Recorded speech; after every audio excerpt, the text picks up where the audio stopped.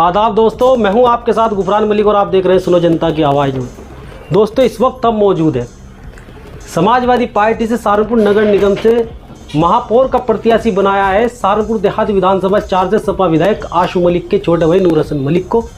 और उन्होंने ईदगाह रोड पर दिलशाद लाडू की आरा मशीन पर अपना बहुत खूबसूरत कार्यालय यहाँ पर चुनाव का खोला है। मुख्य कार्यालय इसको कहा जाता है। और यहाँ पर हमारी मुलाकात हुई है देश के मशहूर शायर बिलाल सहारनपुरी। आप लोग इनसे बाखूबी वाकिफ़ हैं, परिचय के मोहताज तो नहीं हैं, लेकिन अभी 3 दिन पहले इनके आवास के सामने रसूलपुर में बहुजन समाज पार्टी के द्वारा एक जलसा रखा गया था और उसमें कुछ आरोप लगाए गए थे बिलाल सहारनपुरी पे कि बिलाल सहारनपुरी ने बहुजन समाज पार्टी का जुलूस देखकर अपने आवास पर समाजवादी का जुलूस बुलवाकर वहां पर हंगामा किया है।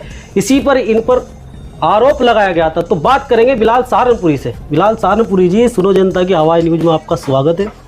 आपका भी बहुत बहुत शुक्रिया, बहुत बहुत मोहब्बत आपकी। अच्छा, बहुजन समाज पार्टी का कार्यक्रम आपके आवास के ठीक सामने रखा गया था। हालांकि लोगों का मानना तो यह है कि बिलाल सहारनपुरी को सियासी चोट देने के लिए प्रोग्राम रखा गया है। हमने डॉक्टर आकिब अंजुम जो उस प्रोग्राम का संचालन कर रहे थे उनसे ये सवाल किया भी, लेकिन उन्होंने कहा कि हमारी मजबूरी थी उस जगह पे कार्यक्रम रखना, क्योंकि और कहीं जगह नहीं मिली बहुजन समाज पार्टी को कार्यक्रम करने की। असल में जिनकी बात कर रहे हैं आप, जो संचालन कर रहे थे, क्या नाम बोला ना? हाँ, डॉक्टर आकिब अंजुम साहब। असल में उनका दिमागी तवाजुन जो है वो बिगड़ गया है।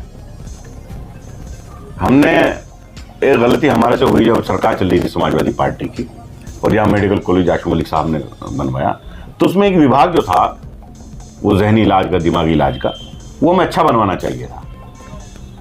आजकल उनका इलाज आगरा में चल रहा है। जब आपकी मुलाकात हो पूछ लेना, वो रोज़ दवाइयाँ भी ले रहे हैं, तो शॉर्ट मेमोरी हो गए हैं।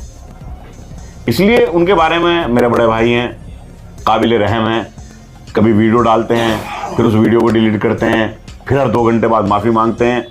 तो उनकी जहनी कैफियत ऐसी हो गई कि उन पर अगर मैं कुछ बात करूं तो मुझे शर्मिंदगी होती है, तो इसलिए उन पर मैं बात करता नहीं। रही बात उस जलसे की, वो जलसा क्या था कि वहां पर कुछ गुंडे आए और वो गुंडे तमाम अलग अलग इलाकों से बुलवाए हुए थे।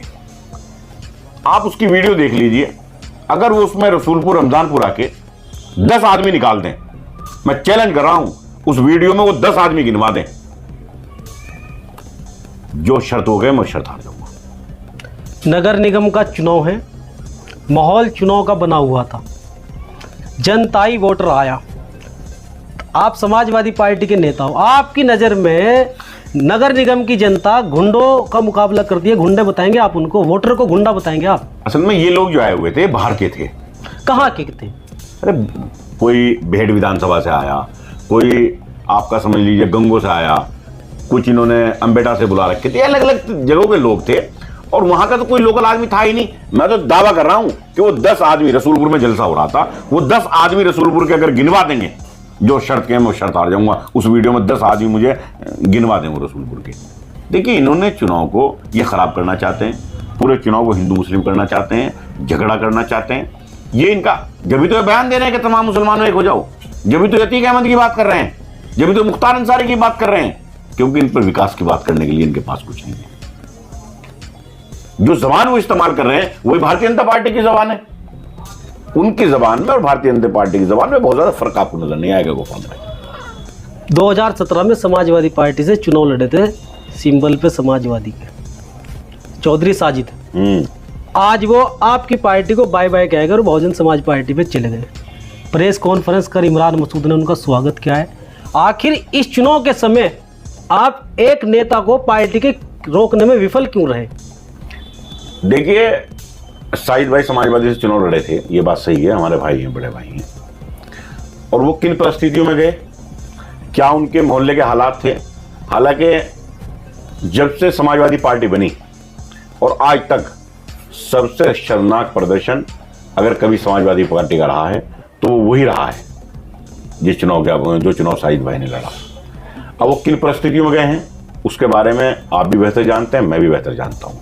उनके अपने महल्ले की कुछ मजबूरियाँ थी, उस मजबूरियों में गए और हर आदमी का अधिकार है अब कल इमरान मसूद साहब भी समाजवादी पार्टी में थे, परसों आज वो बहुजन समाज पार्टी में चले गए, अभी आप देखिए कुछ दिन के बाद वो भारतीय जनता पार्टी में चले जाएंगे, काम तो अभी भी उनका कर रहे हैं, तो इससे कोई फर्क पड़ने वाला नहीं होता।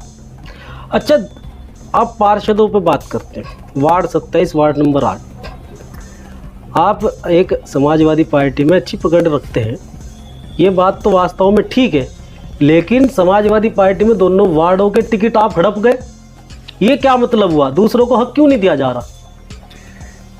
हमारे यहाँ कोई हड़पना नहीं होता, मैं कोई चुनाव नहीं लड़ रहा। चुनाव मेरे, ये अलग बात है कि जो लोग चुनाव लड़ रहे हैं वो मेरे भाई हैं।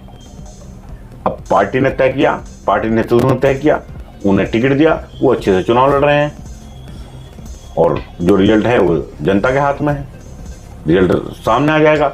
हम लोग वहाँ एक ज़माने से मेहनत कर रहे हैं, और जिन दोनों वार्डों की आप बात कर रहे हैं, चाहे वो 27 हो और चाहे वो वार्ड नंबर 8 हो, वहाँ से तो हम नगर निगम बनने से पहले मौजूदा प्रधान रहे हैं। वहाँ से वो हमारी ग्राम सभा का हिस्सा था दोनों वार्ड। ऐसा नहीं है कि हम कोई वहाँ से बाहर से आए या हम किसी दूसरे वार्ड पे जाकर चुनाव लड़ रहे हैं, ऐसा नहीं है। वो दोनों वार्ड जो है हमारी ग्राम सभा का हिस्सा थे, वहाँ से हम प्रधान थे।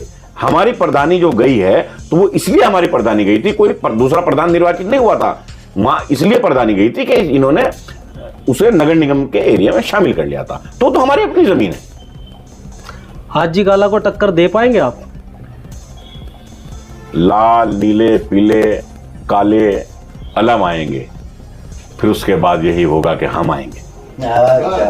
बहुत बहुत शुक्रिया बिलाल सहारनपुरी जी हमारे साथ वक्त देने के लिए और बातचीत करने के लिए। दोस्तों, हमने आपको रूबरू कराया, ये थे हिंदुस्तान के मशहूर शायर बिलाल सहारनपुरी।